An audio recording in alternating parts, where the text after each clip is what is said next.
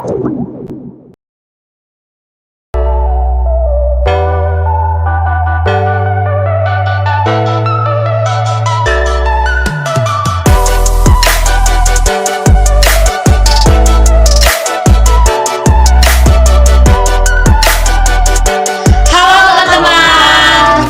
datang di podcast kelompok 1 Kewarganegaraan.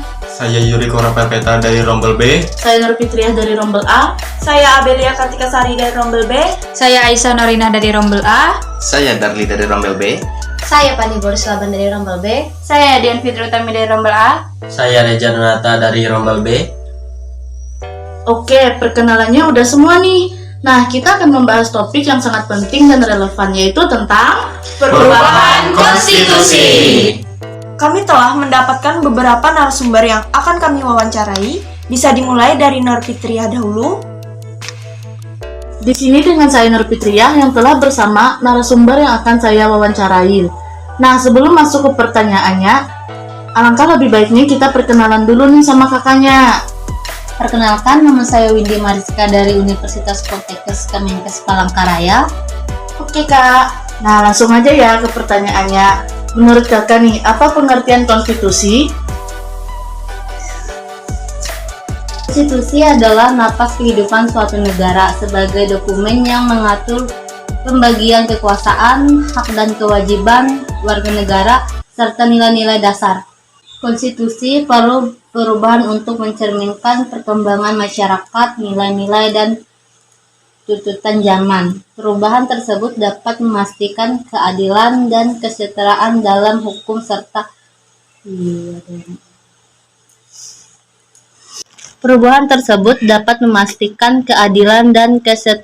dalam hukum serta mengakomodasi perubahan-perubahan yang diperlukan untuk kemajuan sosial politik.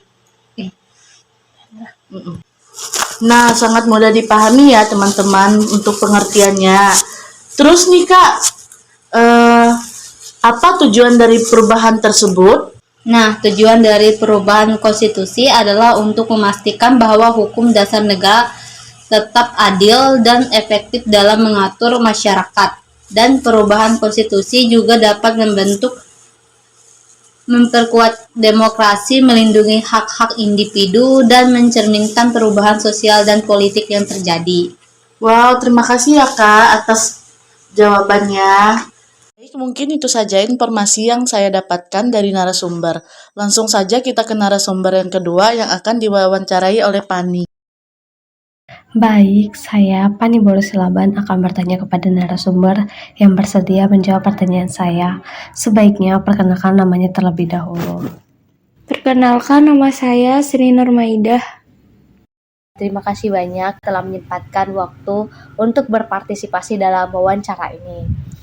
Hari ini kita akan membahas topik pembahasan tentang perubahan konstitusi. Nah, langsung saja ya kita masuk ke pertanyaan. Bagaimana sih pandangan kakak terkait perlunya perubahan konstitusi di negara kita saat ini? Untuk pandangan saya secara pribadi tentang perlunya perubahan untuk pandangan saya secara pribadi itu tentang perlunya perubahan konstitusi di suatu negara kita saat ini itu melibatkan banyak sekali faktor-faktor, yaitu seperti faktor agama, terus kebutuhan masyarakat pada saat ini, terus perkembangan zaman dan tantangan yang dihadapi oleh masyarakat pada saat ini. Nah, perubahan dari konstitusi negara kita pada saat ini itu muncul karena berbagai macam alasan. Alasan itu seperti kesesuaian dengan perkembangan zaman kita pada saat ini. Nah, konstitusi yang telah ada mungkin tidak lagi sesuai dengan yang namanya tuntutan dan tantangan yang dihadapi oleh masyarakat modern. Seperti yang kita tahu pada era globalitas kita pada saat ini, itu anak-anak zaman sekarang itu kan kayak mengikuti fashionable orang-orang luar negeri. Nah, itu juga termasuk alasan dari yang namanya perubahan konstitusi pada negara kita saat ini. Terus alasan yang kedua yaitu penyesuaian terhadap perubahan sosial dan budaya. Nah, konstitusi yang diperbarui mungkin dapat mencerminkan yang namanya perubahan sosial dan budaya yang terjadi dalam masyarakat pada saat ini. Nah, perubahan itu dapat mencakup pengakuan terhadap keragaman budaya, perlindungan terhadap minoritas, atau penyesuaian terhadap nilai-nilai yang dianggap penting oleh masyarakat. Mungkin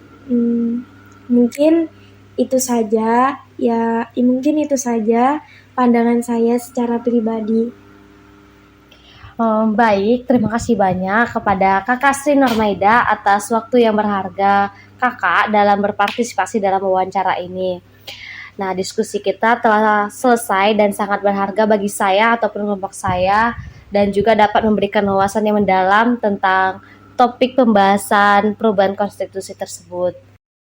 Untuk narasumber berikut akan diwawancarai oleh teman saya Aisyah Nuraina.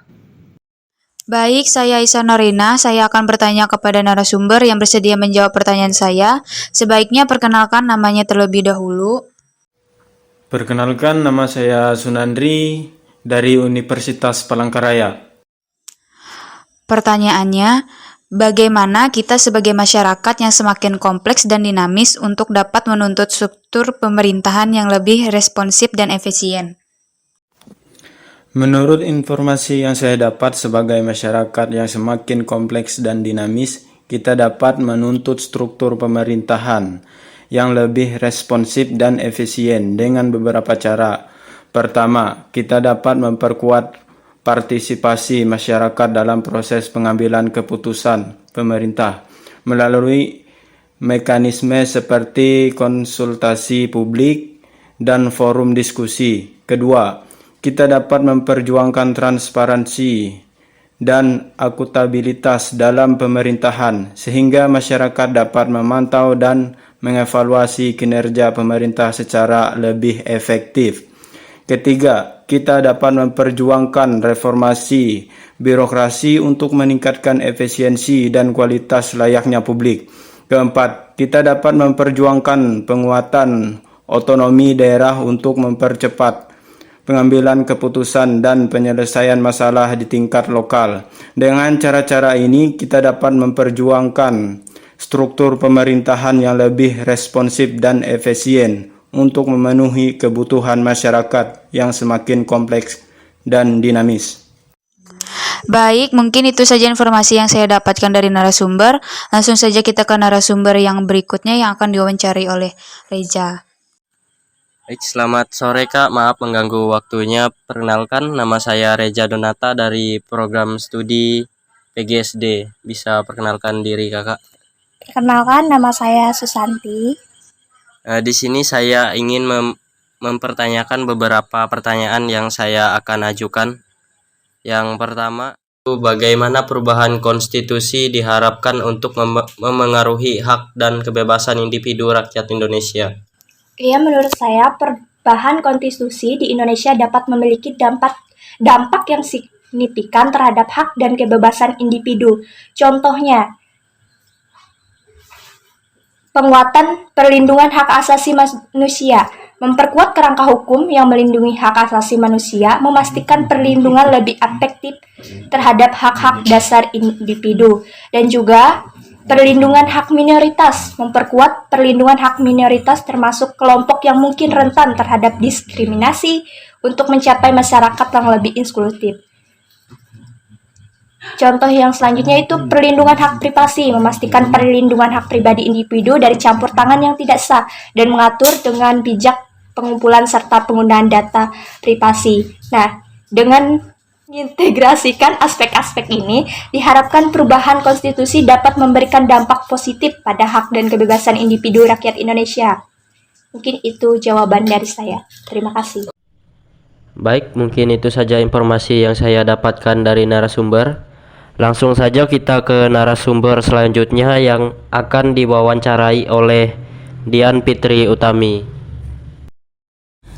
Dengan saya di sini Dian Fitri Utami, saya akan mewawancarai salah satu narasumber. Baik, sebelumnya silahkan kakak memperkenalkan diri terlebih dahulu. Baik, terima kasih Kak. Perkenalkan, nama saya Anissa Istiqomah, saya mahasiswi dari Institut Agama Islam Negeri Palangkaraya. Nah, kan ada beberapa studi kasus perubahan konstitusi di berbagai negara. Nah, pertanyaannya, bagaimana perubahan tersebut membentuk dinamika politik, ekonomi, dan sosial suatu bangsa? Baik Kak, sebelumnya karena suatu konstitusi itu penting untuk sebuah negara, baik konstitusi secara tertulis maupun tidak tertulis, karena hal tersebut mencerminkan keadaan politik suatu negara. Maka bila konstitusi tersebut mengalami perubahan, akan secara otomatis berdampak pada dinamika atau keadaan ekonomi dan sosial masyarakatnya. Seperti halnya di Indonesia misalnya, terjadi pergantian kekuasaan pada pemerintahan karena presiden itu memiliki batasan masa periode pemerintahan. Maka akan berdampak pada keadaan sosial dan ekonomi karena setiap pemimpinnya akan memiliki aturan-aturan sendiri yang akan diberlakukan pada masa pemerintahannya.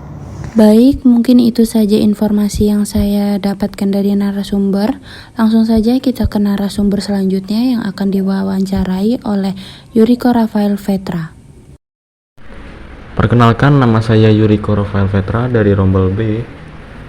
Di sini saya sudah bersama salah satu narasumber yang akan saya wawancarai terkait tentang materi perubahan konstitusi, di mana narasumber ini adalah salah satu mahasiswa Universitas Palangkaraya, Prodi Pendidikan Guru Sekolah Dasar semester 7. Bisa perkenalkan diri kakak? Ya, baik. Nama saya Yunani Katrin. Oke, terima kasih kak. Maaf mengganggu waktunya ya. Di sini saya ada beberapa pertanyaan. Boleh langsung saja ke pertanyaan pertama ya. Apa langkah-langkah konkret yang seharusnya diambil oleh pemerintah dan masyarakat dalam mendorong perubahan konstitusi yang positif dan inklusif? Itu untuk pertanyaan yang pertama kak. Untuk pertanyaan yang keduanya, bagaimana menjaga agar perubahan konstitusi tetap demokratis dan mewakili suara semua warga Indonesia? Cukup itu saja pertanyaannya dapat saya sampaikan. Mohon kakak menjawabnya dengan sepenuh hati kakak. Terima kasih. Nah, untuk langkah-langkah konkret dalam mendorong perubahan konstitusi itu, mungkin yang pertama ada pendidikan publik, partisipasi masyarakat, kerjasama antar partai, media dan komunikasi, serta sikap terbuka pemerintah. Nah, bisa saya berikan contoh ya, misalnya pada kerjasama antar partai itu dapat mendorong dialog antar partai politik agar guna mencapai konsensus dalam hal perubahan konstitusi dan juga mengurangi polarisasi politiknya. Mungkin dalam sikap terbuka di pemerintah itu dapat mendorong pemerintah agar dapat memiliki sikap terbuka terhadap masukan dan kritik dari masyarakat, dan juga mungkin dapat menyediakan platform untuk pemerintah berkomunikasi dengan masyarakat secara terbuka. Nah, mungkin untuk pertanyaan Anda yang kedua bisa saya jawab mengenai bagaimana cara menjaga perubahan pada konstitusi itu ya. Nah, yang pertama mungkin partisipasi publik yang aktif. Terus yang kedua yaitu dialog antar partai tadi yang sudah saya jelaskan. Terus pendidikan publik yang mungkin berkelanjutan. Setelah itu komitmen pemerintah. Nah, pada komitmen pemerintah ini seharusnya Nah, pada komitmen pemerintah ini seharusnya pemerintah dapat menunjukkan komitmen yang kuat terhadap nilai-nilai demokrasi dan juga menghargai keberagaman pendapat. Sikap terbuka ini mungkin dapat menerima kritikan dan masukan dari masyarakat, itu sangat penting menurut saya. Nah, dan juga ada dialog antar partai tadi yang sudah saya jelaskan. Mungkin fasilitas dialog antar partai ini bisa mencapai konsensus yang dapat mencerminkan kepentingan sebanyak mungkin di antara kelompok-kelompok politik. Mungkin sekian dari saya. Terima kasih. Cukup sekian wawancara dari saya. Untuk narasumber berikutnya akan diwawancarai oleh teman saya, Dardi. Di sini saya telah bersama salah satu narasumber untuk memenuhi tugas mata kuliah kewarganegaraan terkait materi perubahan konstitusi dengan siapa ini? Ya, saya adalah mahasiswa dari INTP Palangkaraya, Fakultas Dharma Sastra, Prodi Hukum Adat semester 5. Baik. Pertanyaan yang pertama, bagaimana perubahan konstitusi tersebut dapat membentuk identitas suatu negara dan memengaruhi kesejahteraan masyarakat Indonesia dalam jangka panjang? Ya, di sini yaitu perubahan konstitusi dapat mencerminkan nilai-nilai dan prinsip yang dianggap penting dalam suatu negara, membentuk identitas nasional dan memengaruhi arah kebijakan. Jika perubahan tersebut mencakup aspek-aspek seperti hak asasi manusia, keadilan sosial, dan partisipasi masyarakat, dapat memberikan landasan yang lebih kokoh bagi kesejahteraan masyarakat dalam jangka panjang. Identitas negara yang didasarkan pada prinsip-prinsip inklusif dan pembangunan kesejahteraan dapat mendukung pembentukan masyarakat yang lebih adil dan sejahtera. Oke, terima kasih Kak. Sebelum ke pertanyaan berikutnya, akan saya kembalikan ke teman saya Dian Fitri Utami untuk melanjutkan wawancaranya lagi. Jadi pertanyaan selanjutnya itu, apakah perubahan konstitusi seharusnya mencerminkan perkembangan sosial dan budaya masyarakat modern? Mengapa atau tidak mengapa? Iya, tentu saja Kak, karena menyesuaikan juga dengan keadaan zaman yang semakin modern. Jadi secara tidak langsung, perubahan konstitusi diperlukan untuk menyempurnakan konstitusi sebelumnya tanpa merubah keseluruhan intinya. Baik, Kak, terima kasih telah menjawab pertanyaan dari saya dan terima kasih atas waktunya. Ya, sama-sama Kak. Kembali lagi bersama saya Darli. Pertanyaan yang kedua, apa pendapat Anda mengenai keterlibatan publik dalam proses perubahan konstitusi? Seberapa penting partisipasi mereka? Jawaban pertanyaan kedua, masyarakat berhak atas partisipasi dalam perubahan konstitusi melalui aspirasi serta secara tertulis maupun lisan. Suksesnya pelaksanaan konstitusi tidak lepas dari partisipasi publik ketika konstitusi itu sudah dijalankan sesuai dengan norma-norma dan peraturan perundang-undangan.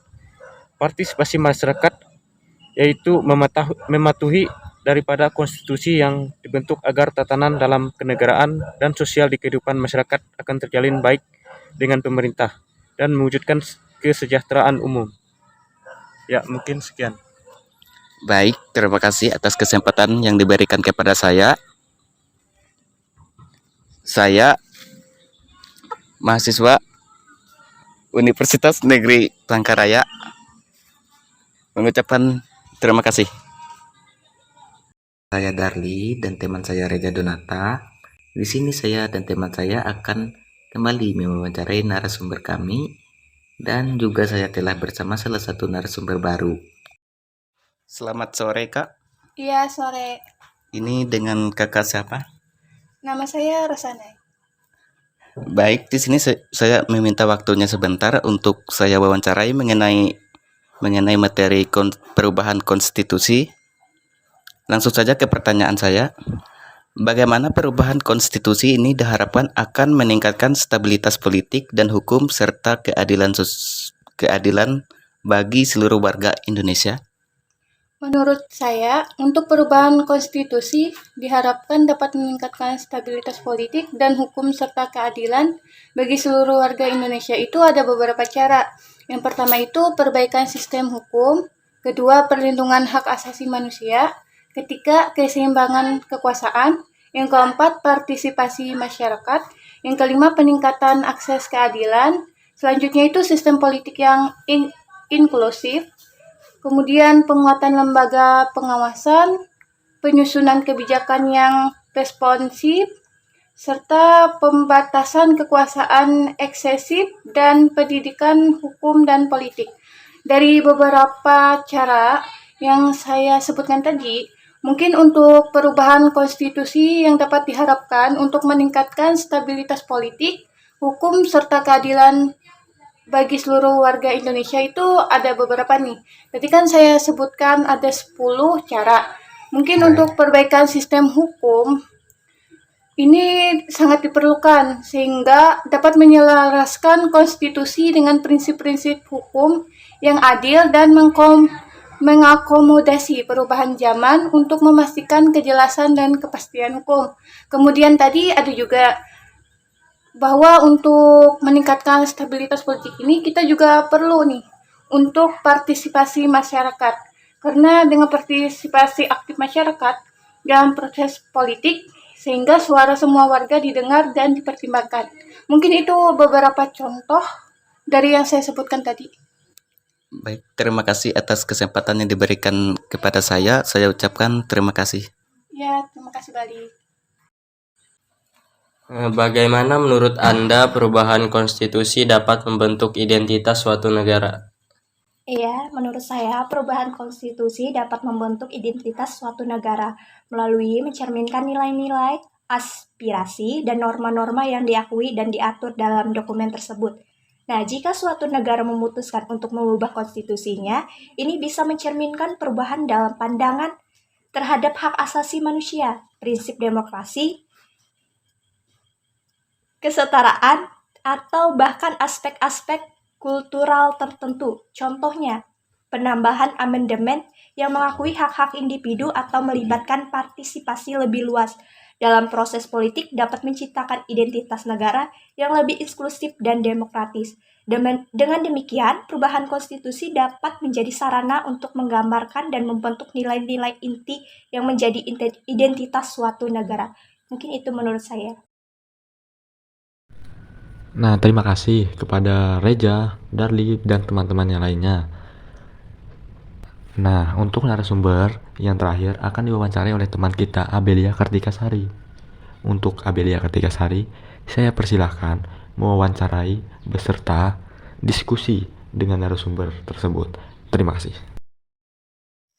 Dengan saya di sini, Abelia Kartikasari akan mewawancarai salah satu narasumber. Boleh perkenalan terlebih dahulu? Saya atas nama Iqbal. Saya dari Universitas Muhammadiyah Palangkaraya. Saya akan sedikit mengajukan pertanyaan, yaitu menurut kamu, apa yang menjadi hambatan utama dalam mewujudkan perubahan konstitusi? Bagaimana mengatasinya?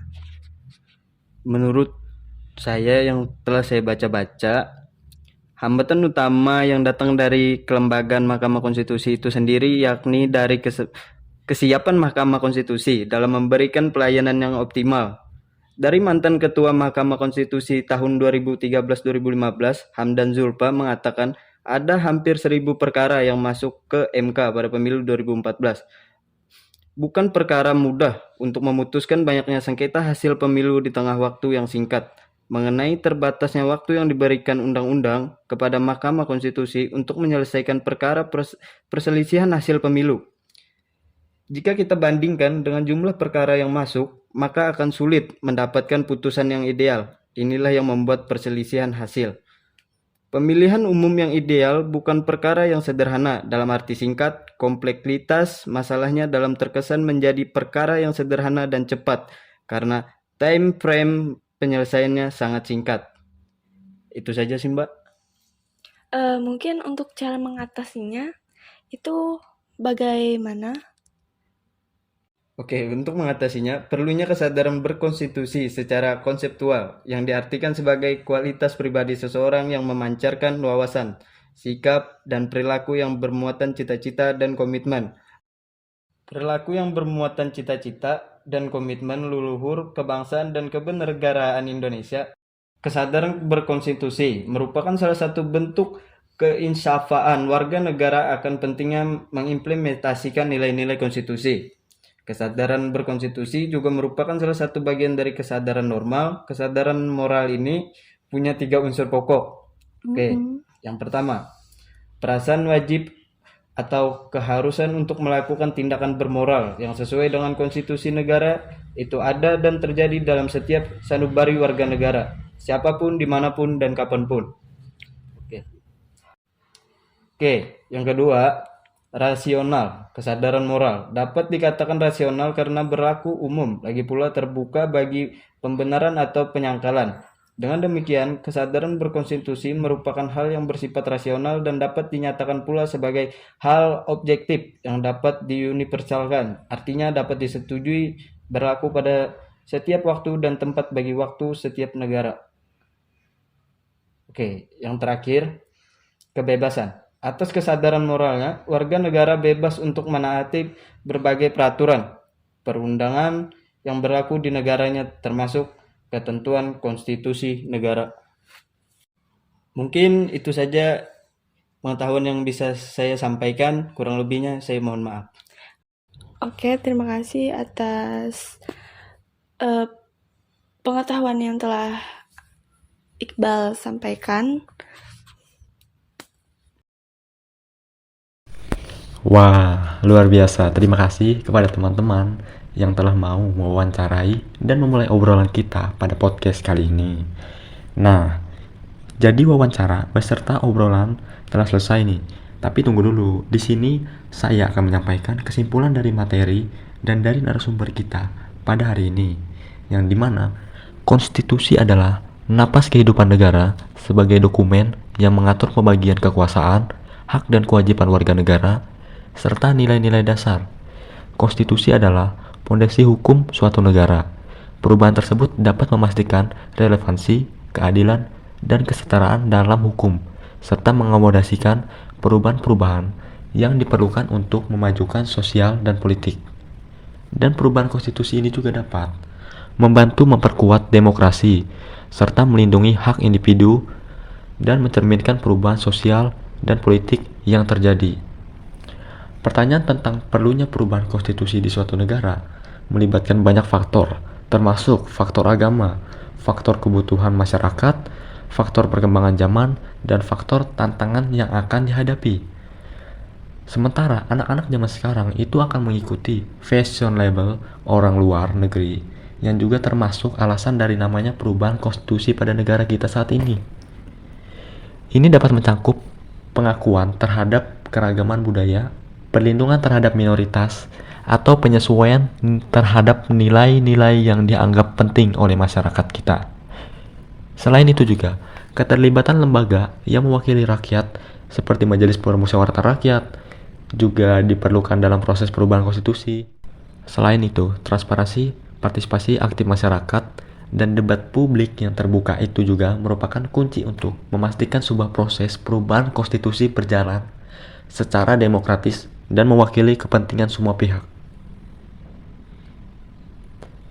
Dengan demikian, kombinasi dari mekanisme partisipasi, keterlibatan lembaga yang mewakili rakyat, dan transparansi dapat menjaga agar proses perubahan konstitusi tetap demokratis dan mewakili semua suara rakyat. Perubahan konstitusi dapat membentuk identitas suatu negara melalui pencerminan nilai-nilai, aspirasi, dan norma-norma yang diakui dan diatur dalam dokumen tersebut.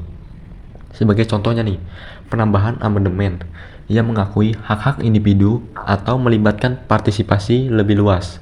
Dalam proses politik, perubahan konstitusi juga dapat menjadi sarana untuk menggambarkan bentuk serta nilai-nilai inti yang akan menjadi identitas suatu negara.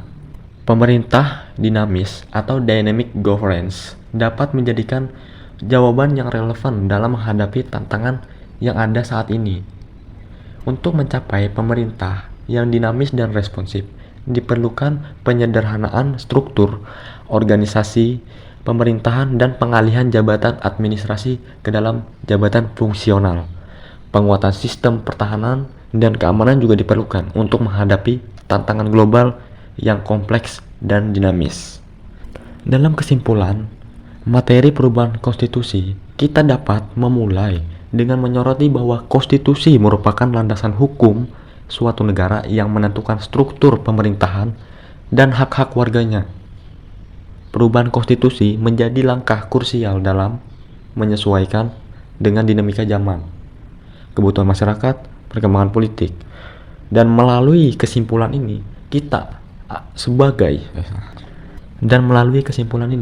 kita akan menjelajahi proses, motivasi, dan implikasi dari perubahan konstitusi yang memengaruhi tataan hukum dan kehidupan bersama. Nah, sebelum saya mengakhiri podcast kita pada pagi hari ini, saya mengucapkan terima kasih banyak kepada teman-teman dan juga kepada narasumber yang telah mau diwawancarai. Sekian podcast dari kami kelompok 1 Kewarganegaraan. Semoga bisa bermanfaat bagi pendengar dan lebih bisa memahami tentang perubahan konstitusi ini. Jika ada kesalahan dalam penyampaian podcast kami mohon maaf.